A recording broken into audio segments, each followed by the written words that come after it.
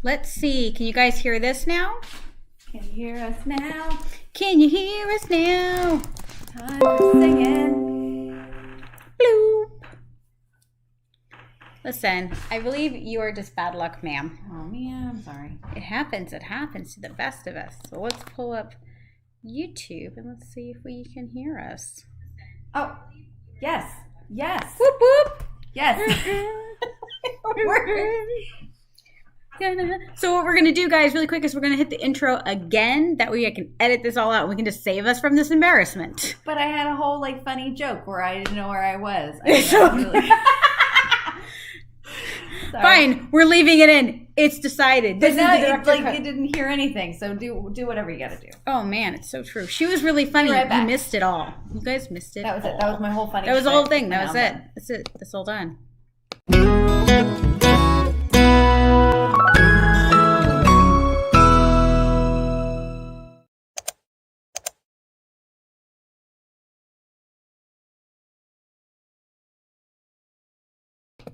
Hello! Hello! Welcome to a special edition of Grow Wealthy Grooming with my co-host, Lynn Palillo. We're here at my salon in New Jersey, Hamilton, New Jersey. This is my house and my home-based salon, Hamilton, New Jersey. Catnaps, Cattery.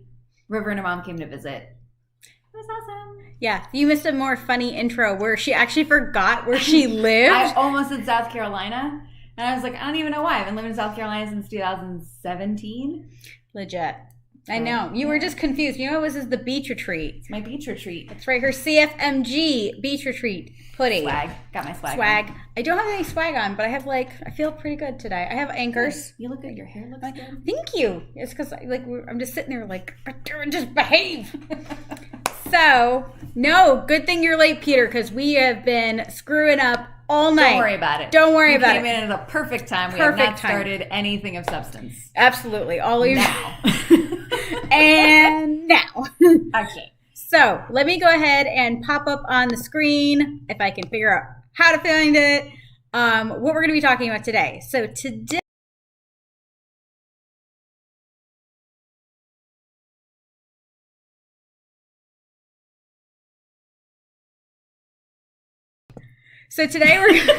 I don't know if you guys heard that in between. I don't think so at all. But we're going to talk about waivers because my husband, who is a lawyer, and I am an experienced groomer. And together we have created a business called Groomer Docs, where we offer release forms and business materials specifically for grooming businesses. So we thought, why not talk about waivers and how they can work for you in your grooming business? So that's what we're going to talk about today. And I got my notes. She does have her notes. Thank God. I'm very prepared. Yes. And I will say that this is so important. And a lot of what happens with Grow Wealthy Grooming is that we want to make sure that you guys are not only doing your best business practices, making lots of money, but protecting those assets and understanding the ins and outs of it. Because I think so often you guys think that this waiver is this magical thing that's going to get you out of jail free? I mean, I would hope it wouldn't have anything with you going to jail, but that's like the card. Like, you know. So maybe the first thing we should talk about is what a waiver doesn't do. And a waiver or release of liability, what was it? You said policies? Yeah, so we just want to go over the definitions first. Exactly. So I generally, when I talk about a policy personally, or I should say Savvy Groomer, not so me. I don't ever talk about policies in my personal life. That'd be weird. That would be kind of strange. But no, I feel like I could have like dating policies. That could probably work for me as in this dating. They must return text messages within 72 hours. That's generous. That's very generous. Because I'm lazy and I forget. I always think I've sent text messages and I haven't. So I'm always like, oh crap. Whoops, my bad. My bad. No worries.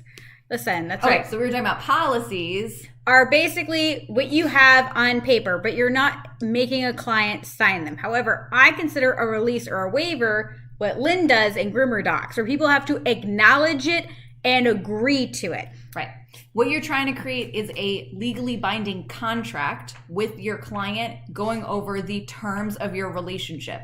So sometimes referred to as a waiver, sometimes referred to as a release or a release of liability form. Those words are all kind of interchangeable, depending specifically on your state. And so we're going to be giving you some general information regarding waivers, release of liability forms, all that fun stuff. But as a note, I am not a lawyer. My husband is a lawyer, but he's not your lawyer. So we just have to make that clear that this is just educational information, and that if you have any questions, you should really reach out to a lawyer in your own location, because there are going to be state and even local regulations that you need to follow, and they would know them way better than I do, because I live in New Jersey, and I don't know where you live. And even if you did live in New Jersey, we're still not your lawyer. Right. So, and that's one of the main things I want to talk about too with this, is that these Facebook advices, they're not attorneys, right? And I feel like sometimes when I go into these Facebook groups, and please don't be mad, guys, but it's like watching doodle owners giving grooming advice. And we hate that, right? Really bad. So don't give each other legal advice. You could say, I think, that's fine, but always contact an attorney. And, yes, they're not the cheapest things, but they're a lot cheaper than having a problem. Than having a big problem. And because I guarantee you, if you just ask like a hypothetical question, most attorneys, you know what they're going to say? It depends. I know. That's what they're going to say. It depends, because it depends on a lot of factors. And so in law, nothing is really black and white. There's a lot of gray area, and that's why lawyers get paid a lot of money, because they get to argue the gray area. So we want to make it so that you have as little gray area as possible. So that's why we want to talk about waivers and release forms with you. And so we started off with the definition of those forms. What I like to use them as, especially like my relationship with a client, is that I use them for education. release and waivers or any type of contract that you have them sign, it shouldn't just be this like single document that you send off to them, they sign it, you never discuss it ever again, and you expect them to memorize it, but you haven't given them a copy, and you expect them to like have like committed by blood to this document, and then you never discuss it ever again, and you haven't given them the copy, and you don't make that information available to them easily. That's not what it should be for. Every time I use any type of document where I'm having them sign, I want to go over it with them, or I want to have that information available to them in more than one place. So it depends on the appointment what policies are going to affect them when they come in. So my confirmation emails, my reminder emails all go over the relevant policies based on what they've agreed to. And if I make any changes to those policies, if they were listed on my waivers, I have to get new signatures. I don't need to get new signatures if nothing has changed. So you don't have to get a signature once a year. If they were a client several years ago, if you haven't made any changes to the documents, you don't have to get new signatures. Now, don't be afraid though, if you are not sure if your policies have changed, go ahead and do that. Get a new one. Refresh feel free. Go through everything. And it's not a bad idea during, I always take the week off after Christmas till New Year's. That's not a bad time to review your policies and go, okay, is there anything we want to update? Yep. But if you don't have any updates and you've locked them down solid, you're solid. So don't worry about it. Well, also I would say that it's really important to make sure that your clients are continually aware of your policies and what they're agreeing to. So when I said like you don't just want to send it off and then never speak about it again, I always use the example of, I think about the grocery store that I go to all the time. If I asked you right now, what is the coupon policy of that grocery store? Most people would not be able to tell me unless they use coupons a lot. So unless the policy affects them on a regular basis, they're not going to know. So I need to make sure that information is really accessible to them. And a lot of times I will verbally confirm if I haven't seen them in a while, or if it's something that, that hasn't affected them in a bit, like matting policies or, late appointments or something like that. If I'm giving them a pass, I really need to go over, hey, just so you know, today it's not a problem, but in the future I may not be able to accept you because we're past the 15-minute mark or whatever it is. Exactly. For example, I'll do my one example. No, please. I do boarding in my business, and one of the biggest policies that I need clients to adhere to is my deposit policy, which I require a 50% deposit to confirm their boarding reservation. And then I have cancellation policies, and I need so much notice or else they forfeit the deposit. I go over that deposit policy pretty much every time I talk to somebody to actually book their deposit. Because if they book online, it actually pops up. But if I'm talking to them on the phone, before I take their money, I just verbally have it's like a 2-sentence thing, and I just confirm the deposit policy, because I never want there to be a situation of, I didn't know your policy. Right. And most likely it's because I didn't bring it up enough, because you can always over communicate, but it really hurts you when you under communicate. I don't even think those are words, but let's just we're taking it. We're going to go with it. We're going to go with it. What were you going to say? No, I was just going to say, it's so important to, again, reiterate your policies. I couldn't tell you, I've been going to the same hairstylist for 10 years. I have no idea what her last minute cancellation policy is, what her rescheduling policy is. I honestly have no idea, because I've never had to reschedule last minute. And I use the example of, if I called her, they're closed midday Saturday till Tuesday morning. If I had a Tuesday morning appointment, and there really isn't anywhere on their website that states their policies, and I've never had to sign a waiver, and if I did, it was probably 10 years ago. Yeah, you signed it once. And right, then that once, was it. And then we've never talked about it again. So even if you do, whether you're doing phone call booking or online, it's important to remind them, in my text messages, when someone gets it, we remind them that they're going to, what is the cancellation policy? It's 48 hours. Anything before 48 hours is fine. 48 to 24 is 50%, and then 24 to none is 100%. And of course, we have the power to make exceptions. We set the rule, so we are allowed to bend. But if we don't set the bar somewhere, that's the thing. It's I always say, this time we're going to make an exception, right? And then you reiterate the policy, whatever the policy is. And some policies may not be, prominent all year round. If you have a policy on fleas, Well, in the dead of winter, you probably see way less flea cases than you would in, like summertime, something like that. So sometimes it's okay to bring these up occasionally throughout the year when it might be more prevalent. It really depends on what policies you have and what you're trying to enforce. Now, I do want to say that the release of liability or a waiver type of form is not going to protect you from gross negligence, which means that if you are basically acting outside of the scope of what a reasonable groomer or person or professional in your position would do, so negligence, that kind of stuff, it's not going to protect you from that. But what a waiver does is that it is a tool that you use in your defense in a court of law. So if a client does sue you or you get brought to court because of a situation, having a waiver, having any documentation is always going to work in your favor, because it just gives you kind of more ammunition for your lawyers to protect you and basically say like, hey, like we did everything we were supposed to on our end, versus if you come in, you have nothing signed, you have no photos, you have no documentation, you have nothing that you and the client, verbally agreed on, or, have a recording or anything like that, and you have nothing, then it just comes down to he said, she said, blah. This is why I'm not an attorney, because I'll be saying he said, she said all day long. But so it's designed to be a tool. What a waiver will not do is that it's not going to prevent someone from suing you.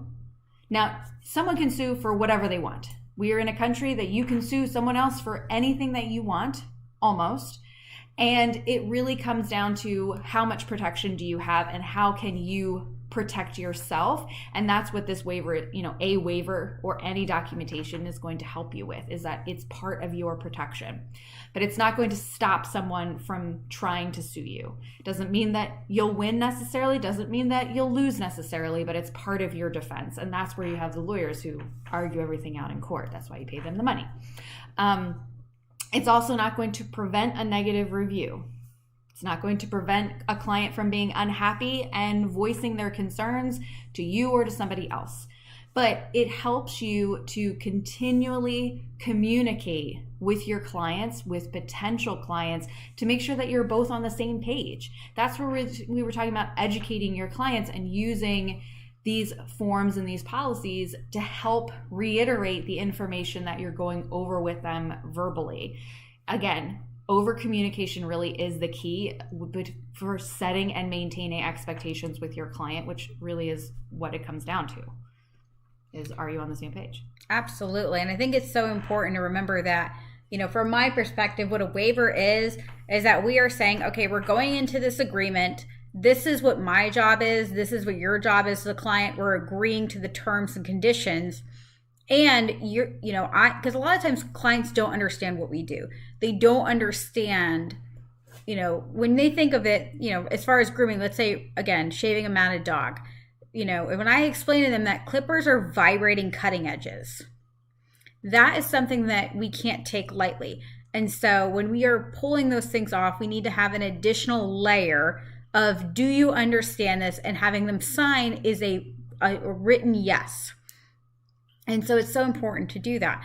And it, like we said, if you're going to have people do them from online, in person, no matter what, we can't just expect them to sign it online and just click sure. It's not the same thing. I know it's what we want to do, but if you are going to do that, at least have a video where you're literally reading it out loud, because at least then they've had to watch it. Right. I would also say talking with the client, whether it's on the phone or whether it's in person before you start services, that is a great time where you can bring up, what your policies are all about, and if the client has any questions or they're concerned about something, that's when they bring it up. That's when they say, hey, I don't really understand this, or, I'm concerned about this section of the policy. Like, can we talk about it? Now, that's not to say that you should change anything, but it's a good time to kind of see if there's any problems that might come up later, or if they, really don't agree with something, or if certain wording in your policies really like set them off, like if they're really offended by something, like, well, what do you mean? Like, you're not responsible if you injure my dog.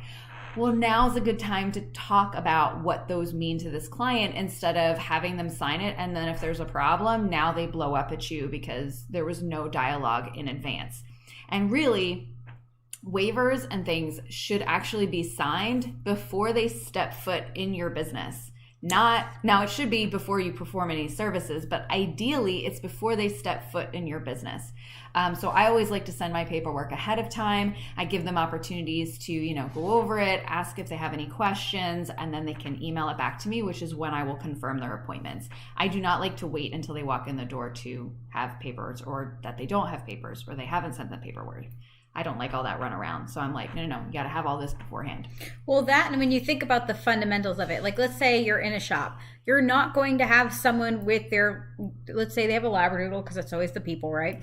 So they've got this bananas Labradoodle that's matted, and now you have to explain their policies as the dog's knocking everything over. They're distracted. They've got to go drop their kids, pick up their kids, or do something. Yeah. They're not actually listening to what you're saying. They're not really going, okay, is this something to do? It would be kind of like, you going for surgery and not understanding the risks of the surgery until you got to the operating table. Right, until you're like sitting at the anesthesiologist. Like, no, that's not when you need to go over those things. Well, and another thing is that a lot of times groomers have policies that are in relation to not being late to an appointment, making sure they show up to an appointment, and making sure they provide certain paperwork.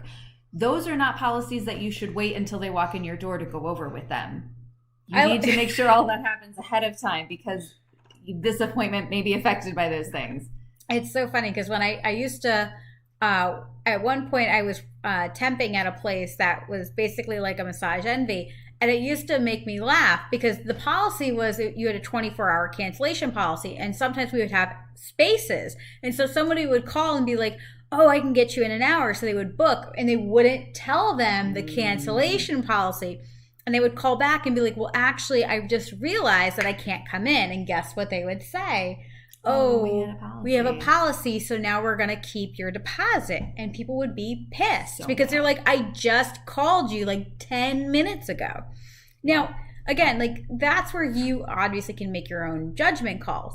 But it's so important to make sure that those people are aware of those policies. And now with all of the options that we have online, whether that's through softwares, there's like tons of online DocuSigns. Yep. I know that Groomer Docs has all different options too for their releases. Right. Well, we provide this. This is a question I get asked a lot. Is like, how do you collect signatures? So from Groomer Docs, we are providing you the form, typically in a PDF format. We can also provide it in a Google Docs type of format, so that if you want to make any changes, or if you want to make it on a pretty letterhead or whatever, I don't care. I provide the PDF, and I can also provide that. In order to collect signatures, you can do one of three ways. One is that you send them the PDF and you have them print it out, read it, sign it, and scan and email it back to you. That is how I do it in my business. 99% of the time, it's fine. Every once in a blue moon, I have somebody who has to like mail it to me or drop it off in my mailbox, or I will allow them to bring it in person if they like really can't figure it out. But 99% of the time, it's fine.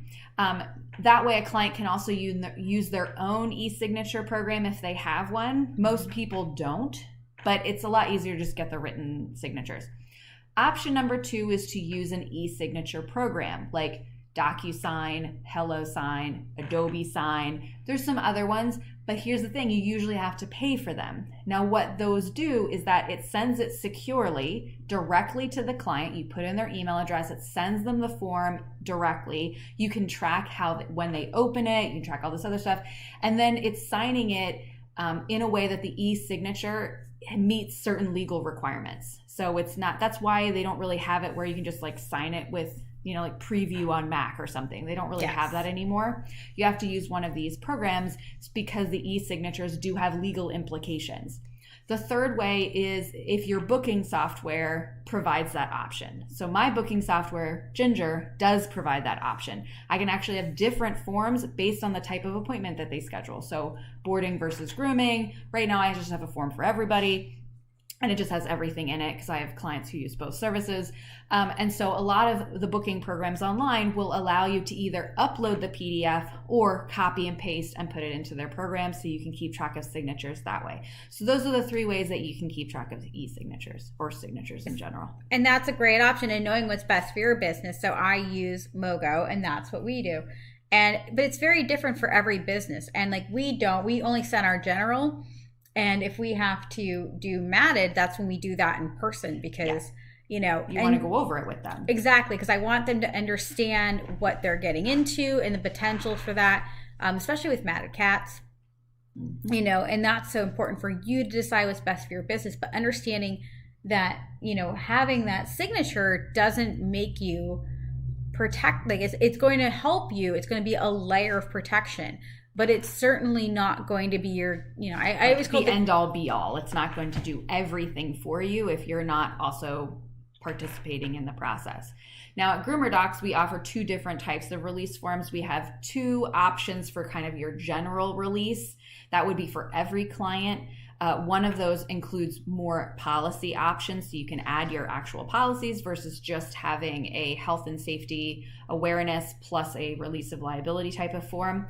The second type of release form we offer is one that a lot of people asked us for, like a matted pet form, but I found that there were a lot of other issues that typically came with matted pets. So we have what we call our high risk grooming release form, which covers matted pets, senior pets, and or health compromised pets. So that way, if they're more than one of those 3 things, you can have it all in the same form. And it goes over the additional risks that are involved with grooms because of those things. And you can also even write in a spot if there's something additional that you want to add. So if there's a specific health issue that this animal has, you put it on the release form and just, that way you can go over it with them and say, this is a high risk groom. This is the reason why. I want you to be able to go over all the risks involved and agree to them before we get started.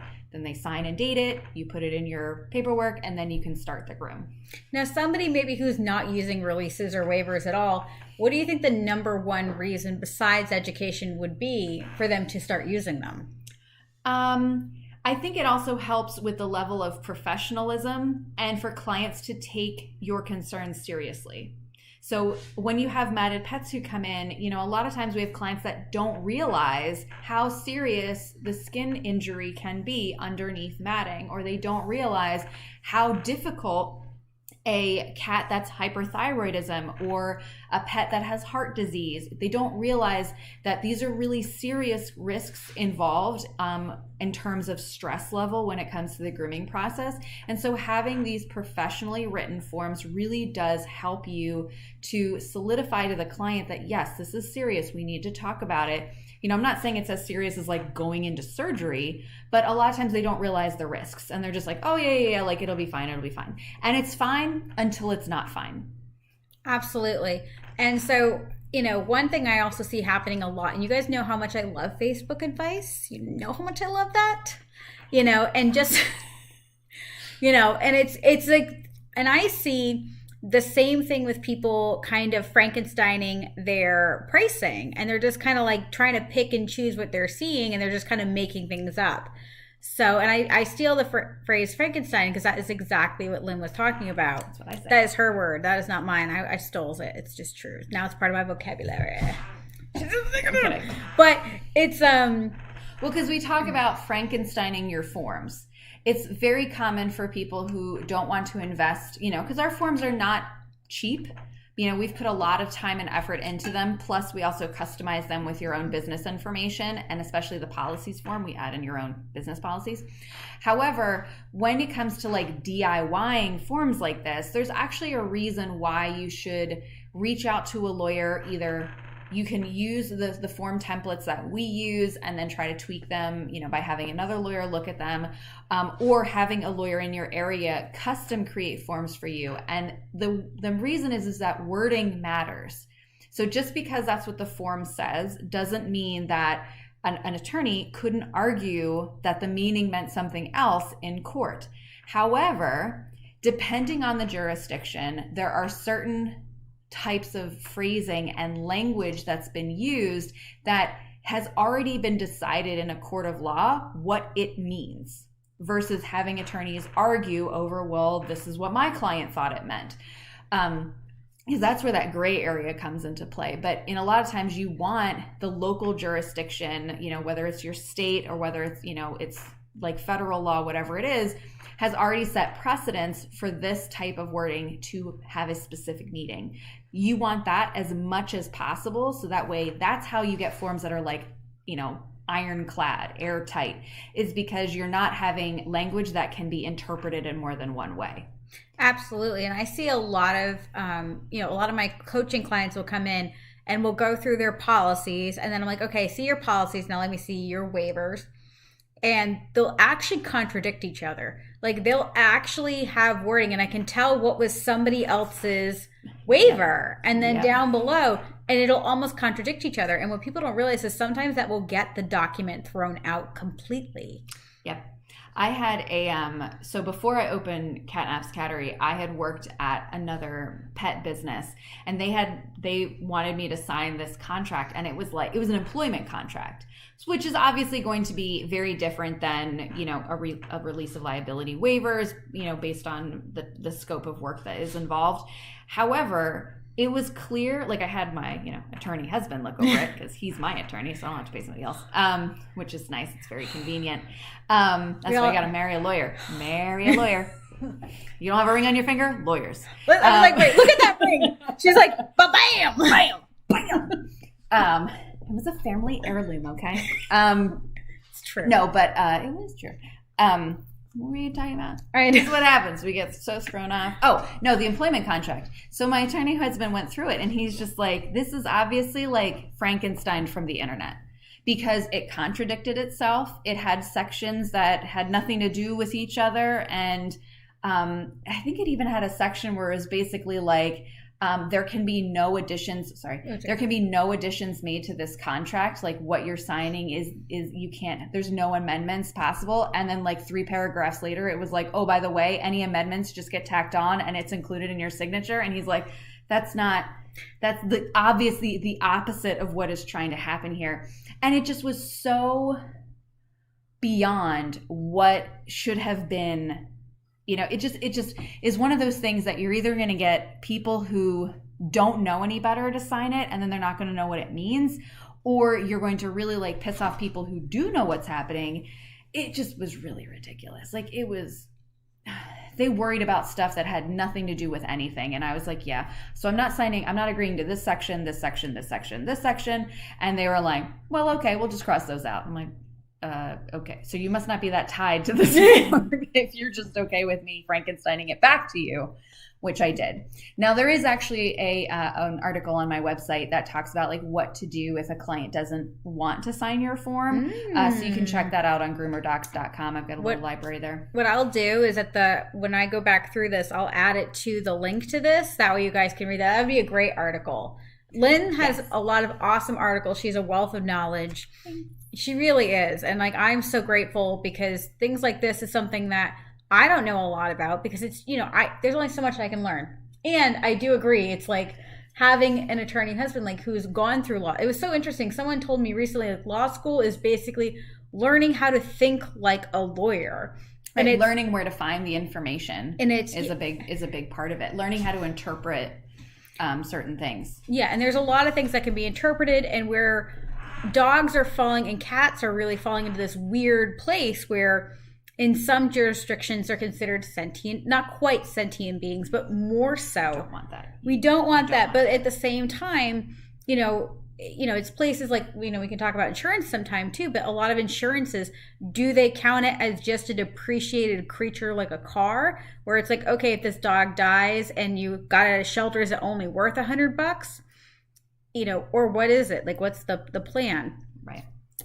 Which is never fun to think about. But as a business owner and as, in the pet industry, you're going to see such a high volume of pets. It's really not a question of if, but more when that something happens, whether it's purely an accident, whether it is, an employee that maybe didn't have enough training, or they took liberties and, you weren't around, or whether it is something that is a health condition with the pet that was not disclosed to you. You know, those are all real situations that could happen. And as a business, it's different than being just a pet owner, because now you have an increase of liability for the pets in your care. Absolutely. And, you know, it was interesting because I know I've been in the pet industry like at least 15 years. I'm getting old now. I don't want to say more than that. And so I feel like that anyone who's been in the industry over 5 years, you've either been in a situation like that, and most of the time it's completely out of your control. Yep. Or you've worked for a place where that's happened. I mean, I use the example, this client was very good to me, but I had a groomer who, totally against policy, the dog was in the back kennel in one of the, you know, the cage bank, and she pulled her scissors out and there was just like one stray hair. Now, of course, this was an ancient toy poodle with pancreatic cancer. And someone said her name. They said, "Hey, Maria." And she was holding the ear and she went, "Oh, God." She sliced right up the ear. Now, I was standing on the other side and like I saw her looking at the other employee, and the dog didn't make a yelp, because we had very sharp scissors. But like, so I'm like, oh, nothing must have happened. I'm like, whew, that was close. So I went up front, and then it gets worse, because not only did that happen, what do you think now, totally against policy. And the reason I bring this up is that, you know, I got lucky, but you know, whether this is waivers for employees or whatever, what do you think she did? Instead of like saying to me, rushing the dog to the vet. She sent the dog home without saying anything? Oh no, she put Quick Stop all over the. Oh no! So then I have this toy poodle with pancreatic cancer, and the ear is just caked in Quick Stop. No. Like the worst. And I caught her. She was heading to the tub, and I'm like, "What have you got in your hand?" What do you think it was? Ready? What do you think it was, guys? Softball glue. She was going to glue the dog's ear back together. Like we were not going to notice it. So when people panic, they do crazy things. So can I just say, I have had horror stories come back to me as a groomer that another groomer had done this to a pet. You know what I mean? Like okay, so obviously we don't want that to happen. No. But you know, especially if you have employees, really important to have oversight, really important to have policies that are appropriately communicated to them.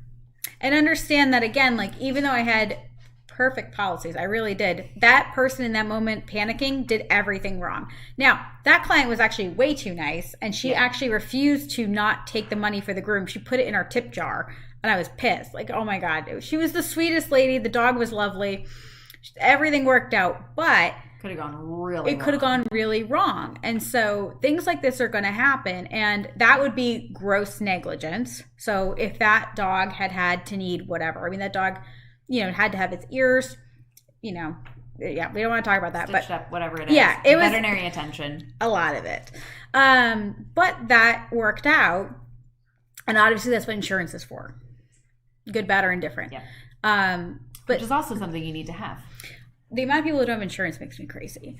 But with my waiver, so there's no amount of waiver, like the wiggly body, sharp objects, that doesn't cover that kind of negligence, like Lynn was saying. So I couldn't turn to the customer and say, well, you know, we did tell you that we could cut your dog. That right there is a perfect example of gross negligence. So. No, that's good. I think that's all my... I talked about that. This last one? Yeah. Oh, sorry. I was trying to read her notes. I was like, wait, we talked about that. Alan is saying, I would call it nefarious if they try to cover it up.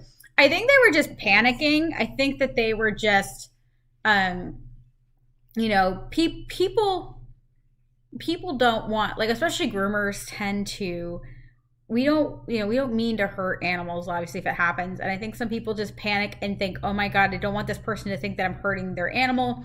I'm afraid that I'm going to lose my job. People just panic because it's very easy, unfortunately, if you're not paying attention, to badly injure a pet. Mm-hmm. I mean, you know, it's... Which none of us want to do. No. You know, very, very rarely are you going to come across, you know, someone in the pet industry who intentionally does something that harms them. You know, the vast majority of people in the pet industry are, you know, people like us, where we care about pets and we certainly don't want anything bad to happen to them. But accidents happen, and, you know, it's all about being aware, accurately communicating with our clients, and certainly never sweeping anything under the rug. Never. And that's why, again, it's so important that, you know, we do have these. And, you know, we've talked about in other videos where you have to sometimes suck it up and do things we don't want to do. You know, like the last thing I wanted to do was call that customer, hey, and of course it's a Saturday, so I'm like rushing the dog to the vet on a Saturday. The last thing I want to do was that. And it is, you know, it is what it is. Like, that is part of being a business owner. But having things to protect yourself, having this added layer is going to be so important. Absolutely. Alan is saying transparency is key. Absolutely. 100%. And I think that's where people think that waivers are there to protect us. And I think it really is to clarify. And to it's both ways. It really does go both ways, as far as like it's also, I mean, obviously the vast majority of them are written to protect your own business, because that's why you're having them sign it. But on behalf of the client, it's also a good, like, this is, you know, managing expectations from both sides. So if they have any questions, you know, now's the time to talk about it. And that's where, you know, exactly Alan is saying, transparency is key. That's part of it. That's why I want people to ask me about my forms. I want to have an open discussion about it. I don't want it to just be like, oh yeah, sign this, and now I'm going to file it away and you'll never see it again. You know, that's not what the forms are for. It's meant to be a document that you are utilizing within your business, and it helps you, and it helps to clarify, like River said. Oh, so Pet Pursuits, which is Jennifer, wants to know, do you have anything to cover recommended intervals? Example, we asked some people to return approximately every 2 weeks for puppy training because of their doodle puppy is out of control. As far as groomer docs, I don't think I have anything that specifically covers that. Because that really is on a situational basis. What I would highly recommend, and something that I'm working on, is a separate matted pet waiver, but I want to have a handout that goes along with it. So it's almost like the waiver's for me, the handout is for you, the client, which goes more in depth. Now, that personally sounds like something that is a policy specific to your business. And it sounds like it needs a little bit more information for the client. And so I'm a big fan of handouts or brochures that the client can take with them that's going to reinforce what you told them in person. So to me, that would be something that I would put in a handout, where it is like, this is, you know, this is the importance of bringing your puppy in. Like, it goes into detail about, you know, your policies on puppies, why they need to come in, what the, you know, frequency is that you need to see them, and then, you know, almost like, what are the consequences for not doing that? For me in general, if they don't come in on the recommended thing, it primarily goes back to matting. But my policy forms also state that, you know, I have the right of refusal. I can always say no to your pet, or I can stop the groom if I feel like, you know, it's a safety thing. And that kind of stuff. So that is a little more particular, because I wouldn't say that the average groomer is utilizing something like that. Well, is that something that you, because I know you have a customizable form. Yes. Could you have something to the effect of the policy being adding in, if your dog is considered, I don't want to use the term out of control, but let's say if they're not, you know, that you have to come in a certain amount of time, and if you don't, you acknowledge that there's going to be additional fees. Right. That would, to me, that's more like, yes, we could do something where it's a custom form. That to me sounds like it would more be a clause added on to your existing forms. But I really think the handout would be the more important part. I totally agree. I think that it's sometimes people just want the written, I understand and I agree. Right. I mean, you could always do, you know, kind of to flip the script, you could always do something like a puppy contract, where you're kind of putting those two things together, where it's like, this is a specific contract between, you know, me, your groomer, and you, the puppy's owner. Kind of almost like how people do like contracts when you're having competition dogs, where you must come in on a regular basis, and, you know, because, you know, but if you don't, then the pricing increases to this within this time frame, you know, something like that. I really have to see more about what your specific recommendations are in order to say, yes, I could help you create a form around that. But you're free, you can certainly reach out to me, info@groomerdocs.com. We can always chat about it later, but I really feel a handout might be a better option for you. And that's awesome. And I love that. So do you offer any kind of consultations or whatever if people want? Do. Oh, do you? I do. It depends. And so that's my lawyer husband. It depends. I primarily do a lot of marketing programs. That's really my passion. I help people, attracting their ideal client, really streamlining their branding. Really quick, her branding on point. Sure. I like branding. She is like branding. I love it. So I do, individual, I don't even want to say coaching because it's more like consultation where I'm helping you kind of walk through what it is that you need for your business. And so if you have any questions about that, you can go to my website, groomerdocs.com. You can see my Fundamentals of Marketing course that's available, or you can email me at info@groomerdocs.com, and I'm happy to set up a time to chat to see if there's something I can help you with. Yeah, and what's really nice is that, I love this, oh God, don't choke. I'm fine. She took a big sip, and I thought she was choking. I was reading Cut Her Suits because she said something out. But yeah, right of refusal. Yeah, that's in all of our policies. I think that's a super important part of the policy. Right of refusal, because I need to be able to say no to any pet that walks in my door. Absolutely. Or client. Absolutely. Sometimes I don't like them. You know what? Exactly. And for any of my clients watching, I love you all. We love you all. Listen, we had some of the cutest kitties today. Oh, we had some great kitties today. Great clients today. We had some lovely kitties today. But no, and that's where too, like we always say, like it's definitely more important, to have. Where are you going? I'll be right back. The competition is listening. Like, Lynn and I often have different, like similar things. Oh, she's pulling her cat out. It's so funny. Because you have to. She got a bath today. She did get a bath. She got a bath. But even though Lynn and I teach some of the very similar things or even the same things. This is Miss Pandy. She's ate lots of meat. She's winking because she thinks you're all sexy. Right? You're sexy? Pandy. She's so precious. Pandy toes. Pandy. Boop, boop.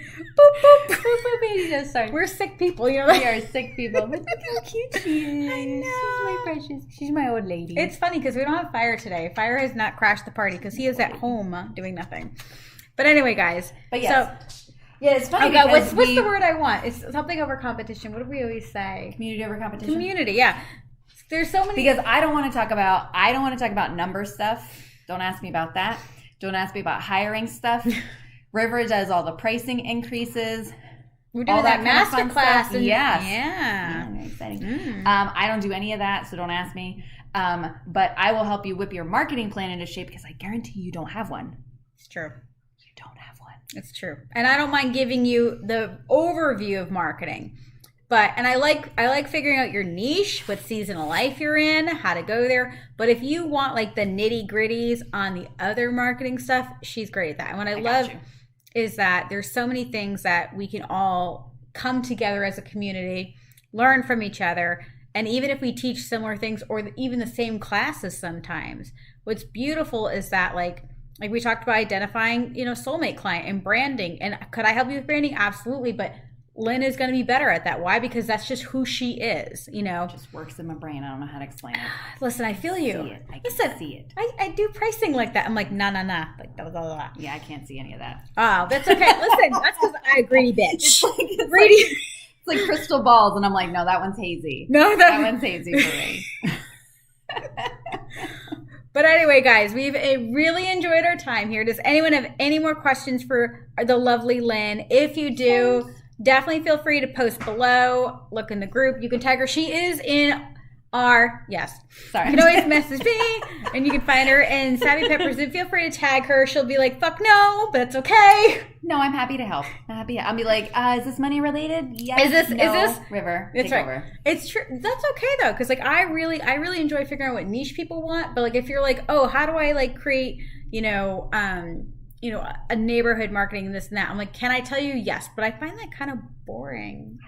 I know, but you really hate budget. I would do budgets all day. Like the extent of budgeting that I don't mind dealing with is like, okay, this these particular marketing streams work really well for me, and they give me a great return on investment, and I know exactly how much it costs for me to bring in a new client every single time.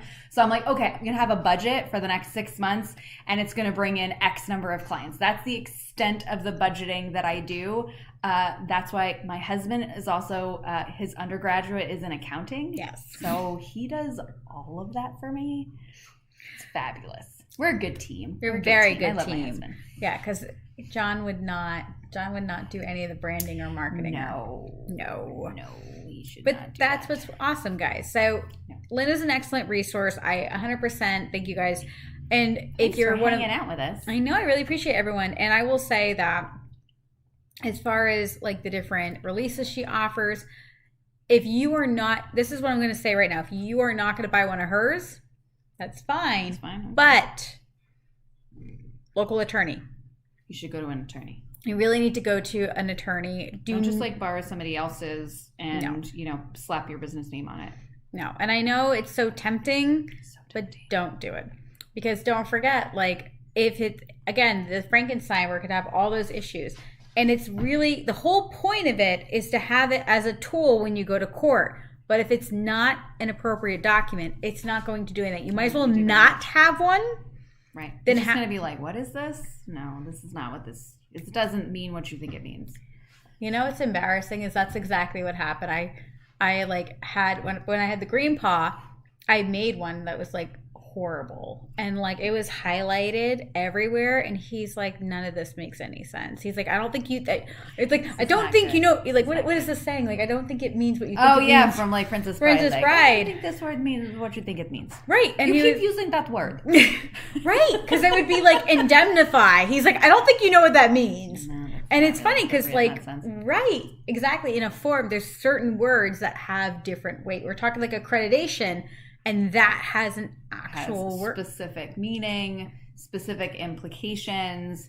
You really want to have something that you know is solid, and at the same time that you understand. Yes. I think that that's also important too, and that's the difference I think between, Frankensteining something together because you think it means one thing and being sure that this is what it means. And that was something that was really important to us when we were writing our waivers, is that my husband would basically give me a version that was very like legalese, and I would go back in and be like, okay, my clients are not going to understand this, so let me reword, and then he would go back and look at it. And so we had this kind of back and forth to make sure that a lay person would be able to understand what it meant, but it still had the legal implications of what we wanted it to mean. And I think that that's really important in a form because, I mean, how often do you read contracts that you sign that have all this legal mumbo jumbo and you're like, okay, whatever, I'll just sign my life away. I mean, like, I don't remember half of what my mortgage, I don't remember 99% of what my mortgage paperwork says. But it's because it's all legal mumbo jumbo, and my husband had to explain what all this meant to me. So I don't want my forms to be that type of technical because I think that can be intimidating to people. But I think that there's, a difference between being professional where you're understanding and you're able to explain it versus, oh yeah, this is a form and, it's got big scary words in it. So they're just going to do everything I say. Exactly. So we don't want that to happen. We want you to find a happy medium. And I think that it's a great price point because I don't know if you guys have ever tried to hire an attorney. It's, money. Listen, that's why you marry one because it was interesting because it was like $300 an hour and I was like 3 to 6 I found in my area is the average. Every place is different. It depends on what it is. I looked at hiring an attorney to come with me to, my hearing for my my use variance, and just to talk to him about it, he quoted me $1,000. Right. And so I think I paid. I think for the green paw because I had my membership done. I had the membership contracts done, and I had my releases and everything. I think it cost me like $1,200. Sounds about right. Like it was like $400 a form, $500 a form. Yeah. And a lot That's of it, if you're starting from scratch. Right. If you're starting from scratch. But a lot of, no, because I handed my old one. Oh, I'm sorry. No, yeah, that's not starting from scratch. No, I gave him my stuff. You got to give him all the extra time. And a lot of it was too, is that he didn't understand what I did. Like it was so weird. He's like, oh yeah, like when the dogs eat dinner. I'm like, they're not there that long. And so, it's just like anything, right? We're trying to explain to people what we do and they don't know. So guess what? That time we're explaining to them what we do, they're charging us. So that's where, either hire an attorney and make sure they understand what we do and what we need to be protected with, or use Groomer Docs. Please don't Frankenstein these things. Please don't. And if you do, you might as well not even bother. I hate to say it that way. I mean, unless you have someone that that is an attorney that's helping you with it. But I always I wouldn't DIY a don't contract. DIY. You know what's funny though is all right. So really quick pet peeve, and then we will go. Okay. Big pet peeve. How many of you guys like friends that say, "Oh yeah, my friend's a groomer. They'll do it for free"? Raise your hand. Nobody. Put your hand down. I'm like, please, mom, let me groom your dog for free. Sure. Because but all these people are like, oh, my friend is like an attorney. He'll do it for free. I'm like, wait, does your friend like to work for free? And do you like working for free? No. I mean, so don't always assume your buddy who's an attorney is going to work for free, because they also have a mortgage to pay. And they probably have a doodle. So it's a trap. Oh, God, they do. They always My do. tax guy has a Portuguese water dog. And he's like, oh, too bad you just groom cats. I'm like, darn. I'd rather pay you the $750 you charge me instead of me trying to finagle this. Exactly. So guys, don't be the people we hate. If you don't want your friends to say, oh, my friend's a groomer, they're going to give me a discount, they're going to do this, they're going to do that. Don't expect your friends who are other professionals to do the same. Or you don't want people to go home and DIY their doodle, so don't go home and DIY your forms.